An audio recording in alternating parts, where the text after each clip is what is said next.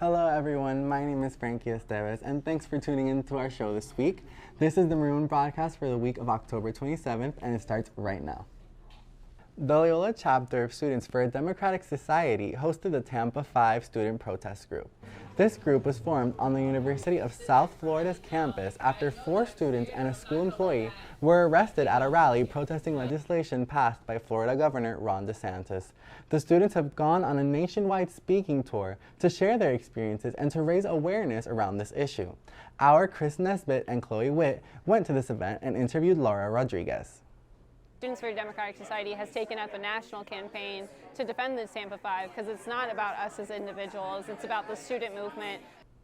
The university's Programming Board and Women's Resource Center partnered together to put on Loyola's annual Take Back the Night event.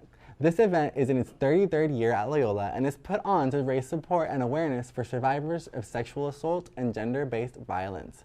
People from local universities and organizations came and showed their support together for survivors. Students gathered to protest against the election of Jeff Landry in the most recent governor's election. Maroon reporter Jacob Lamadou has the story. When they say get back, we say... Members of the Free Name Campaign, Free Road Socialist Organization, Jewish Voices for Peace New Orleans, and Students for Democratic Society came together to organize a rally against Jeff Landry and his far-right policies. The hope is to let people know that people have always been against Landry and people will be against Landry and any racist politician that follows in his footsteps. The plan for the rally was to deliver speeches in the park while passing out copies of the group's materials and then marching to Jackson Square.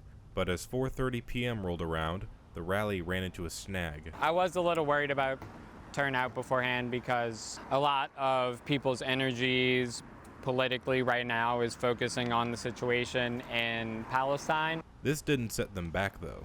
The only reason I'm disappointed is because it would have been easier to promote our upcoming open meeting in person to folks and have conversations.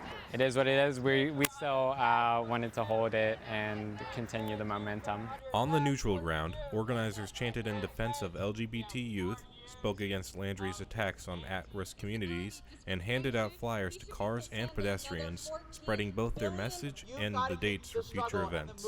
And as we see more attacks on reproductive rights, on funding for schools and universities, and for the rights of LGBT people, plug into the movements for justice, plug into the movements to defend those rights, and engage however you can. And next time there's a governor's election, you can be a part of the solution. This is Jacob Lamadou with the Maroon.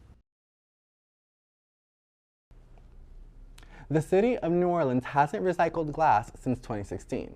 Glass Half Full, founded in 2020 by 2 Tulane alumni, is a pick-up and drop-off service that collects glass and products and refines them back into sand to help aid in coastal restoration. The company partnered with the city to improve on their current recycling system, and they are dedicated to recycling glass and helping to restore Louisiana's coastal wetlands. Boo!